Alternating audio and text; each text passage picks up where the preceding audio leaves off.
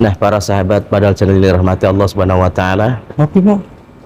Di episode yang lalu kita telah berbincang-bincang dengan Raden Kopi apa sih? Irfanata di Harja Mertakusuma tentang Masjid Jami Angke Al-Anwar, yang mana beliau telah menjelaskan secara gamblang bagaimana sejarah masjid tersebut dan filosofinya, dan juga tokoh-tokoh pejuang yang ada di dalam masjid tersebut.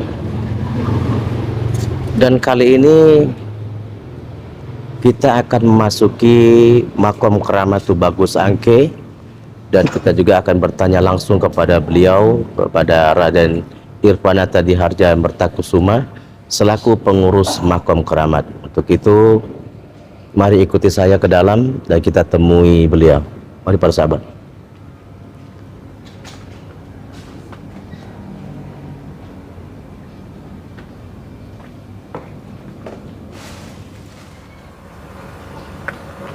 Nah, para sahabat Badal Channel yang dirahmati Allah Subhanahu wa taala, kali ini saya sedang bersama Raden Irfanata di Harja Mertakusuma. Nah, beliau ini adalah pengurus makom keramat Tubagus Angke, dan kita akan menanyakan kepada beliau, karena di depan kita itu banyak sekali makom. Kita akan bertanya kepada beliau makom siapa-siapa yang ada di dalamnya. Untuk itu mari ikuti saya dan Raden Irfanata di Harja Mertakusuma. Mari para sahabat.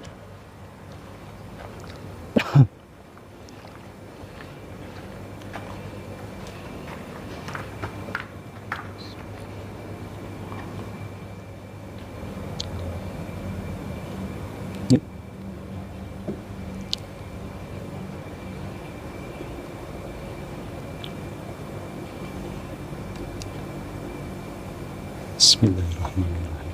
Assalamualaikum. Assalamualaikum ya Rasulullah. Assalamualaikum ya Allah.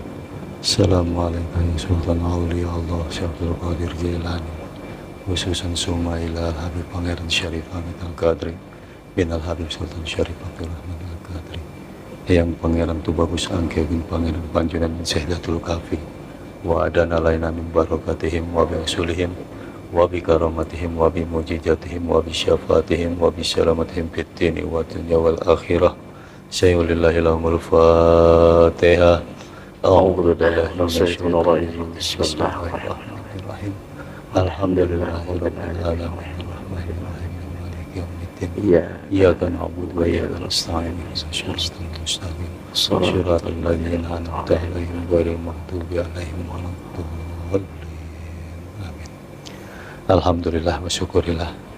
Hari ini kita berada di makam keramat Tubagus Angke, yaitu di sini banyak sejarah-sejarah para pahlawan di masa 15-an, abad 15. Dan beliau-beliau semua di sini adalah pejuang-pejuang yang dimana regenerasi dari Sunda Kelapa, yaitu Jayakarta kedua, penerus dari regenerasi Palatehan, yaitu di mana beliau meneruskan perjuangan-perjuangan yang ada di Sunda Kelapa ini di bawah kekuasaan Banten.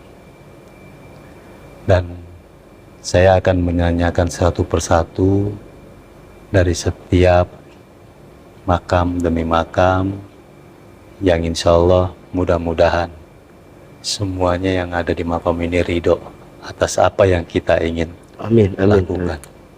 Ya, mudah-mudahan juga menjadikan keselamatan dan keberkahan buat kita semua. Tentunya yang berziarah di makam ini juga sama mendapatkan sesuatu anugerah yang lebih baik daripada hari-hari yang kita lakukan. Alhamdulillah, hari ini kita akan mencoba menjabarkan tentang Tubagus Angke yang disebut Pangeran Jayakarta II. Nah, Pangeran Tubagus Angke makamnya ini. Ini makam Tubagus Angke, nisannya pun aslinya masih kayu. Nisannya kayu, dan nisan ini memang dicari aslinya. Dari tahun ke tahun ini banyak yang mencari sejarah nisan, karena nisannya sudah tertera bahwa Tubagus Sangke adalah pejuang yang hilang saat itu katanya. Tapi untuk keluarga, alhamdulillah selalu bertahan, karena di masa-masa itu memang sulit untuk kita utarakan, untuk kita sebutkan siapa Tubagus Sangke, karena memang masa-masa itu masa pelik buat keluarga.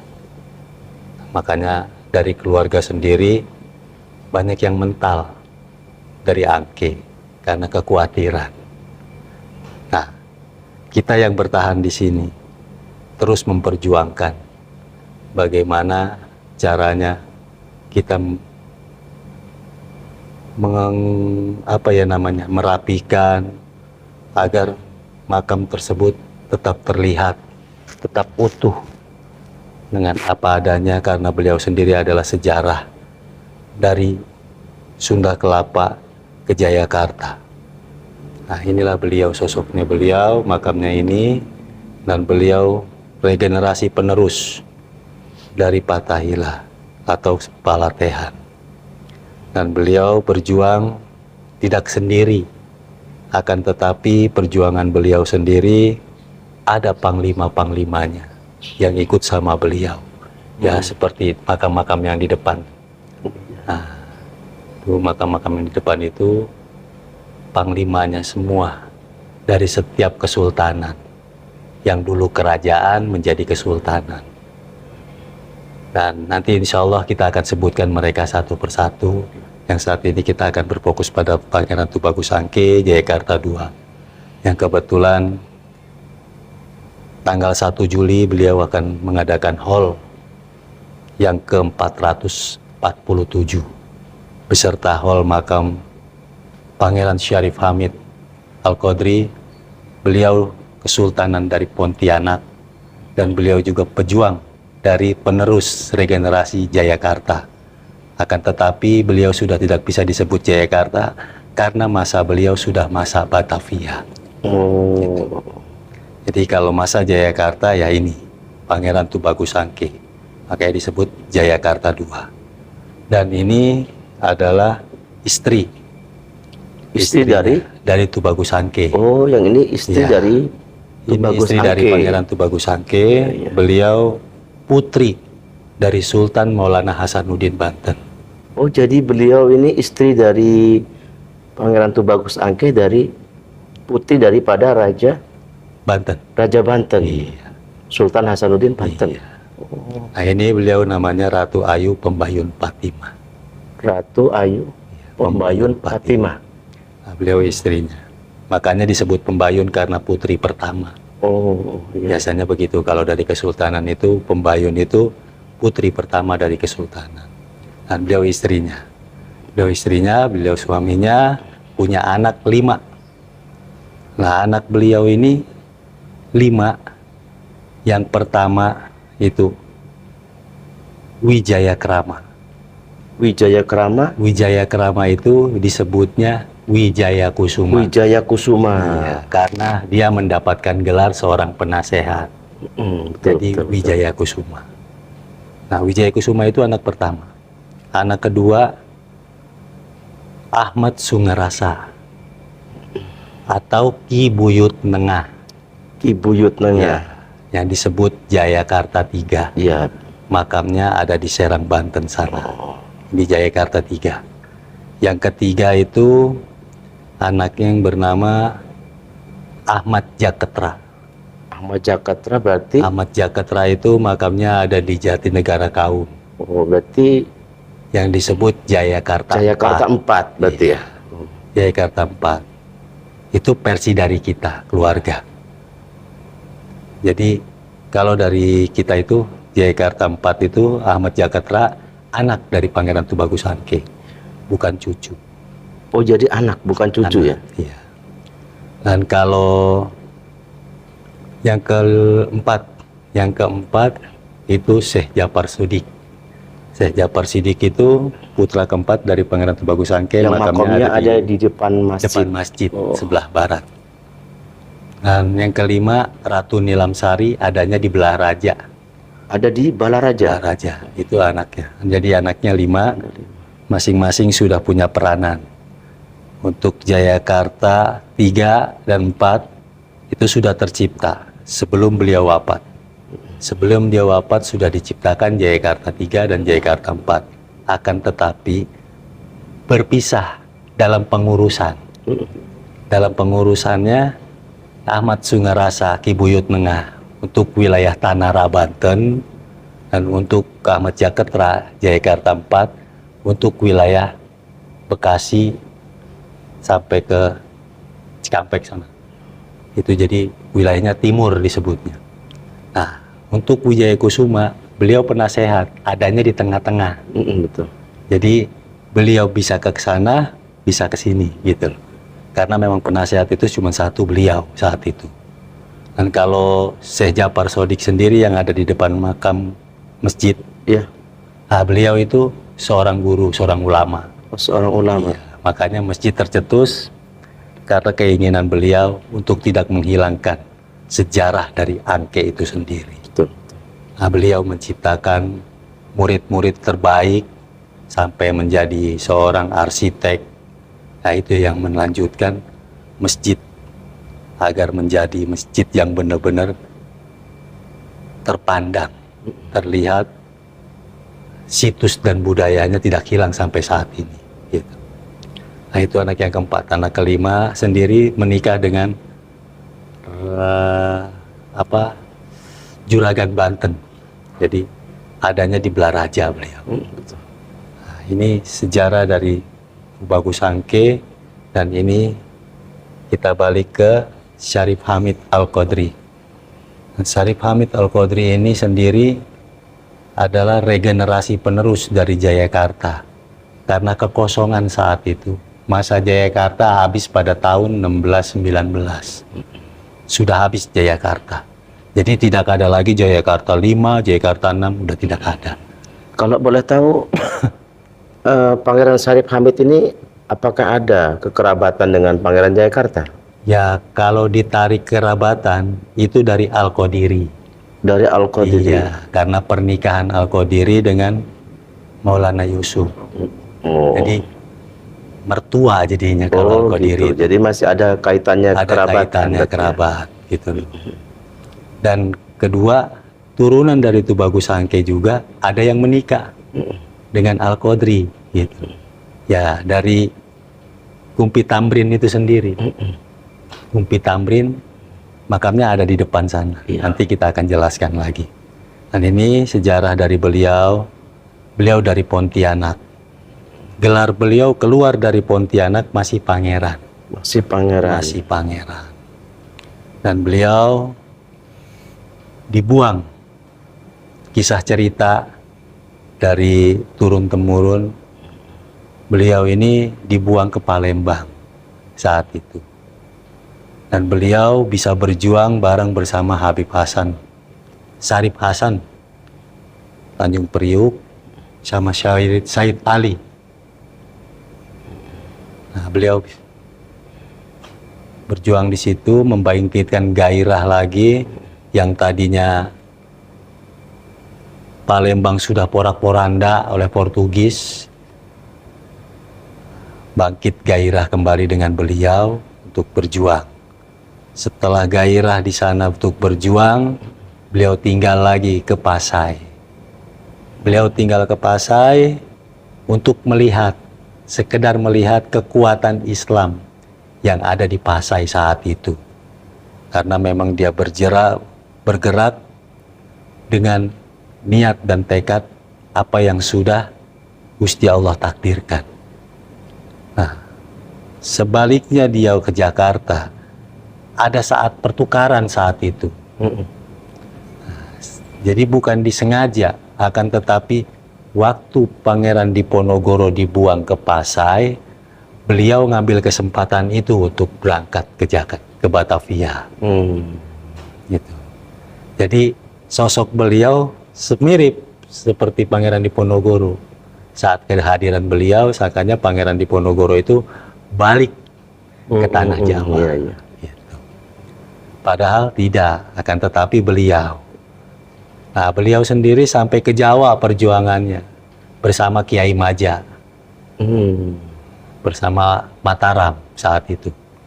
Nah, beliau sempat disebut Kiai Maja juga, karena Maja itu masa kejayaan, gitu. Tapi yang asli Kiai Maja itu adanya di Jawa, di Mataram sana. Nah, beliau sendiri aslinya di Batavia. Beliau tinggalnya di Mangga Dua. Di Mangga Dua. Iya. Di dekat makamnya Said Jamalulail. Oh, iya, iya. Beliau tinggal di situ karena perjuangannya beliau meneruskan perjuangan Jayakarta. Nah, beliau singgah di mari.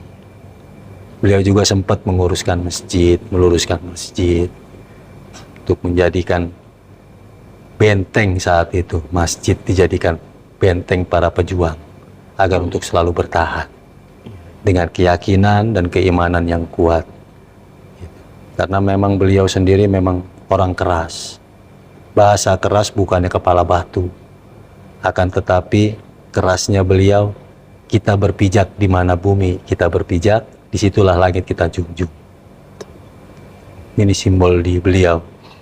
Karena beliau merasa kita berdiri di atas tanah kita sendiri. Dan kita harus hidup di tanah kita sendiri. Itu prinsip beliau. Iya, iya. Dan Pangeran Syarif Hamid Al-Qadri ini sendiri putra dari Syarif Abdurrahman. Syarif Abdurrahman Al-Qadri. Al-Qadri. Bin Said Hussein, bin Said Ahmad, bin Said Hussein, bin Said Muhammad. Nah, di situ ada Muhammad Al-Qadiri. Nah, disitulah pertemuan antara Banten gitu, dengan Al-Qadri. Nah, ini beliau saat ini makamnya masih terlihat rapi, masih utuh, dan alhamdulillah kita selalu merawat, menjaga. Ya, mudah-mudahan di sayanya juga diberi kekuatan, Amin. lahir batin, untuk mengurus seluruh makam yang ada di sini, pejuang-pejuang yang ada di sini. Dan saya juga selalu berharap semoga para pahlawan ini semua memberikan hidayah buat saya. Amin, amin. Dan kepada seluruh jamaah yang pada hadir untuk saling mendoakan, doa bidoa Amin. antara hidup dan mati. Dan tetapi itu bahasa. Padahal di dalam surat juga Al-Quran menyatakan kematian itu tidak ada untuk orang-orang yang bermati syahid. Intinya seperti itu. Dan kalau yang sebelahnya, ini makam Syed Jafar Asnan. Syed Jafar Asnan ini perjalanannya dengan Syed Hussein, Bu. Jadi beliau dengan Syarif Hamid ini tuaan ini. Oh, justru lebih tuaan ini. Iya, lebih tua ini. Karena ini disebutnya waktu itu masih dibilang Pangeran Idrus. Bukan Ali Idrus ya, tapi Pangeran Idrus, pejuang Pangeran Idrus yang bareng dengan Syed Hussein saat itu. Dari kakeknya beliau. Kalau wafatnya duluan mana? Antara Pangeran Syarif Hamid sama ini. Duluan beliau, karena ini beliau masa kakeknya. Oh, masa kakeknya. Iya, kakeknya Syarif Hamid. Gitu.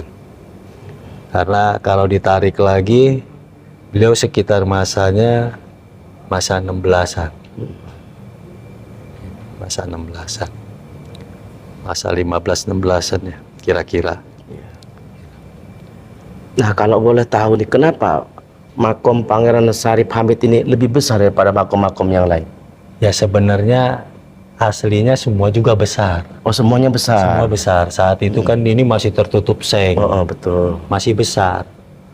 Kan tetapi kan kita melihat kondisi tempat saat itu. Space-nya mungkin Iya, lebih luas ini ya. space tempatnya. Nanti insya Allah kita juga akan meratakan lagi. Meratakan kembali sama semua rata. Insya Allah kita akan ratakan biar semuanya sama sejajar. Dan nanti kita ini juga udah nggak kita pakai lagi. Jadi semuanya sama rata. Oke. Karena saat ini kan waktu itu permintaan dari keluarga. Keluarga minta untuk dirapikan. Ya sudah, karena beliau yang mendanai, ya kita coba untuk merehab. Dan itu pun cuma sekedar diangkat. Diangkat aja. Nggak diapa-apain. Rencana juga tuh Bagus Angke mau kita angkat. Ini kita akan keluarkan, yang di bawahnya itu yang kita akan kita angkat. Karena masih ada aslinya di bawah. Oh iya, betul. Gitu. Dan kalau mau melihat aslinya beliau ada di sini. Nah ini ya.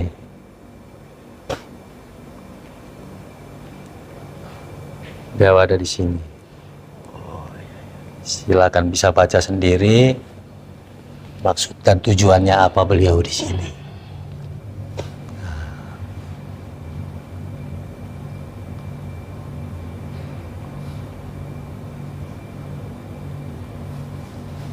Inilah beliau Syarif Hamid Al-Qadri dari Pontianak. Ya, teman-teman yang berada dari Pontianak, singgahlah kemari. Lihat perjuangan beliau di sini. Beliau punya tapak tilas di sini. Beliau juga pernah menguruskan masjid, pernah mengimamkan masjid, gitu. Masih pada perjuangannya. Karena masanya beliau dengan masa masjid lebih tua masjid. Oh, gitu. Jadi ini kalau Pangeran Jayakarta sebenarnya sifat 20 itu sudah beliau sendiri yang tanam aslinya di Jayakarta. Makanya terkenal sifat 20 itu terbagi 4. Yang saya bilang tadi. Betul. Terbagi 4 sifat 20 itu. 1577. 1577 ya. Sesuai dengan wafatnya beliau pada tahun 1577.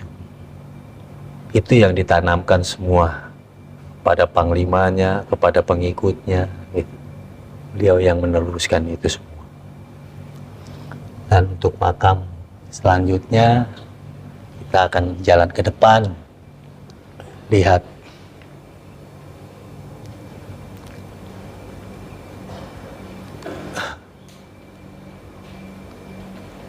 Dari pojok sini aja kali ya. Ayo.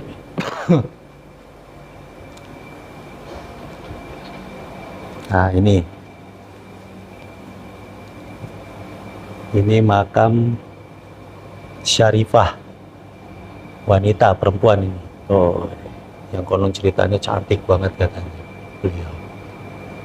ini siapa ini? Syarifah Aminah. Syarifah Aminah. Syarifah Aminah ini putri dari Pangeran Syed Hussein. Putri dari Pangeran Syed Syed Hussein. Hussein. Nah, ini beliau. Jadi kalau ini Sebelah sini dari Pati dari Pati Kudus. Kudus. Iya. Oh, Dari Pati Kudus. Beliau namanya Eyang Pupu di Negoro. Yang Pupudi Negoro. Beliau ini penasehat Penasehat dari? dari Tubagus Angke. Oh, beliau juga penasehat Tubagus Angke. Iya. Penasehat juga beliau. Beliau penasehat dari segi keilmuan. Dari segi keilmuan. Kalau ini penasehat dari segi pertempuran. Oh, beliau penasehat juga. Nah, ini sebutnya Raden Wijaya Kusuma. Bukan pangeran ya. Kalau Pangeran Wijaya Kusuma itu anaknya Tubagus Angke. Betul, betul. Tapi kalau ini Raden Wijaya Kusuma. Yang ini Raden Wijaya Kusuma. Penasehat perang. Nah, beliau panglimanya dari Tubagus Angke. Jadi Pak Tubagus Angke untuk memberikan perintah perang itu kepada beliau. Dan pasukannya dipimpin langsung oleh itu. Dan ini wanita. Oh, ini perempuan. Iya.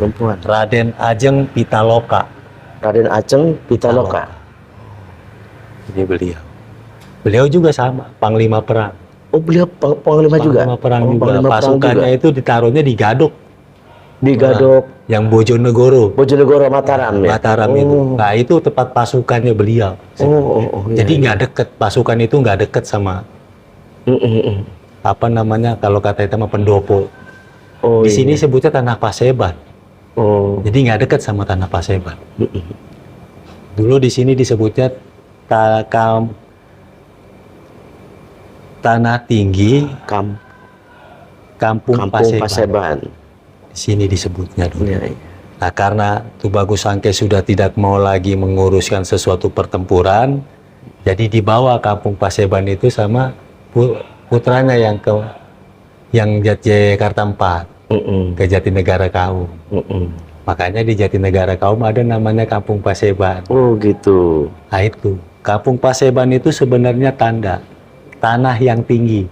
Tanah yang tinggi. Iya, Paseban. Jadi tanda untuk para kiriman-kiriman pasukan atau orang-orang pengantar surat dari kesultanan itu harus mencari tanah Paseban dulu. Kalau tanah Paseban belum ketemu, orang itu tidak akan berani mengucapkan bahwa saya pengantar surat. Gitu. Tidak akan berani.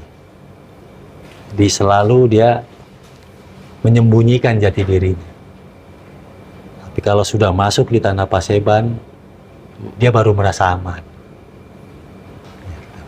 Nah, ini disebutnya Kampung Paseban. Tanah Tinggi Kampung Paseban. Tanah tinggi Kampung Paseban. Beliau patilasannya ada di Bojonegoro. Oh, jadi di Bojonegoro ada petilasannya beliau juga ya ini? Iya. Kalau di sini kan makamnya. Dan kalau di sana itu Petilasan.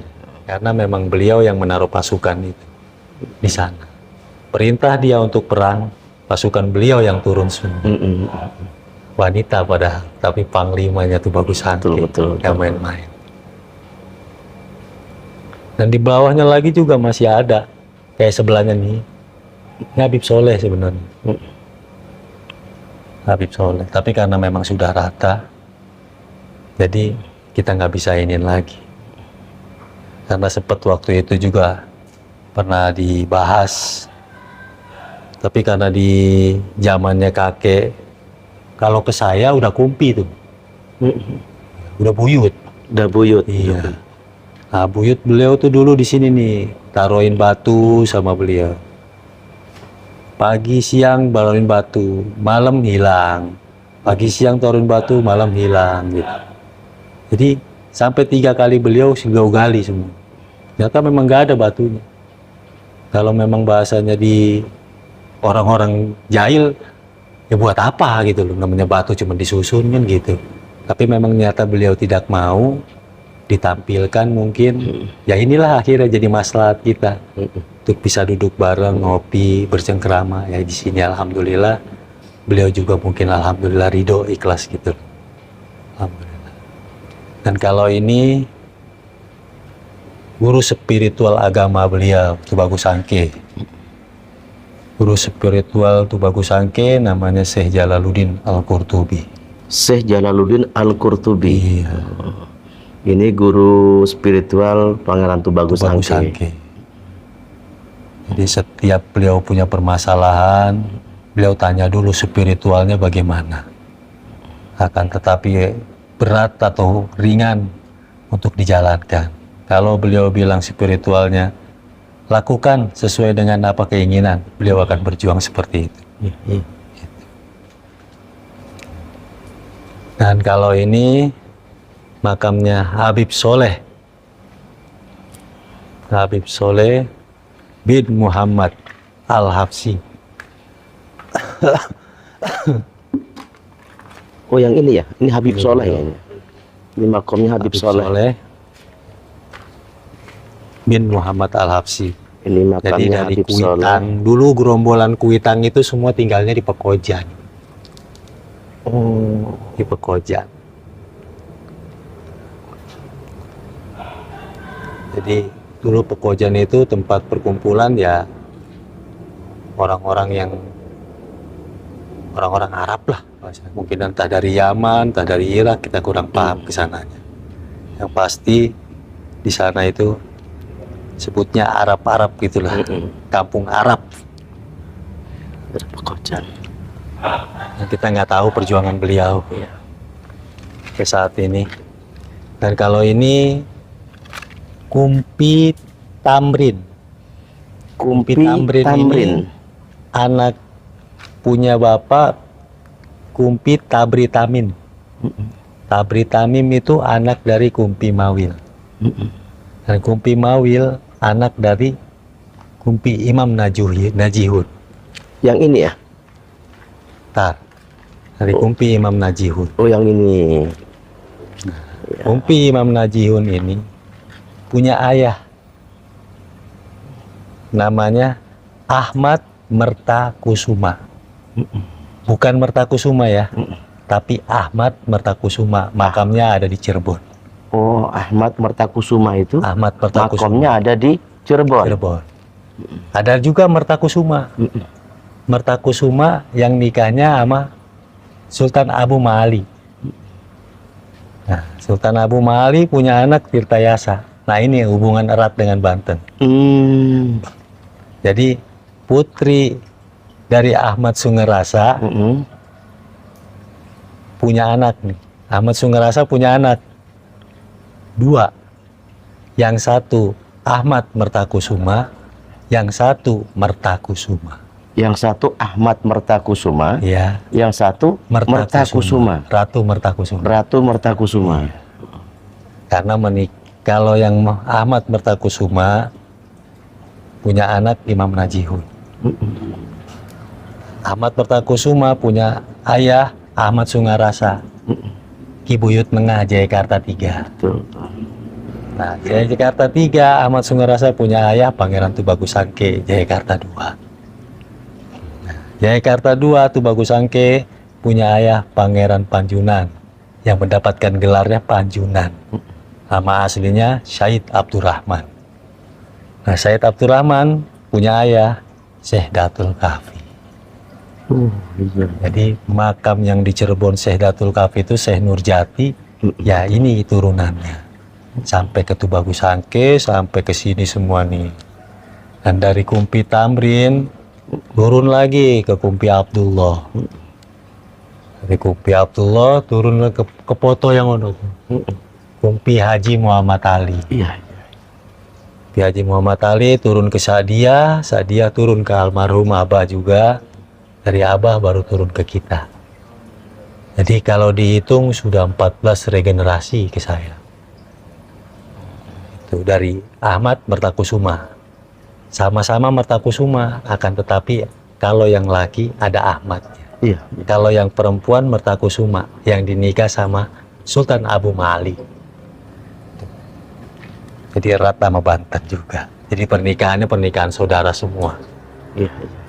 Nah, kalau yang ini dari Kudus. Oh, dari Kudus Iya, ya. dari Kudus. Beliau utusan Mataram. Beliau utusan Mataram, Pangeran Anom Dubirio. Pangeran Anom Duwirio dari Iya, Kudus ya. Dari Kudus. Utusan dari Mataram. Mataram. Nah, beliau inilah termasuk pejuang keras juga beliau. Regenerasinya sama, masanya masa Tubagus Sangke. Beliau. Dan beliau sendiri yang di luar nih. Gabungnya sama ini kita.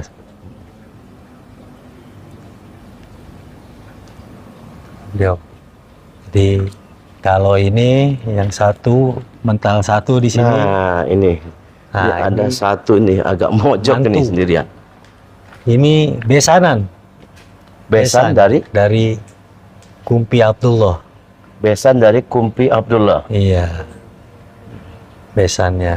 Ini Kumpi Naseh. Kumpi Naseh ini besan. Beliau punya keilmuan juga nih. Pengarang kitab juga beliau. Cuman saat ini saya belum pernah ketemu nih kitabnya apa. Gitu.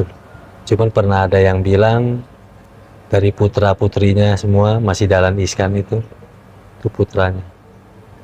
Kita pernah bertemu sama beliau, katanya beliau juga pengarang kitab, tapi sampai saat ini kita sedang mencari apa sih yang kitab dia buat gitu loh. Iya.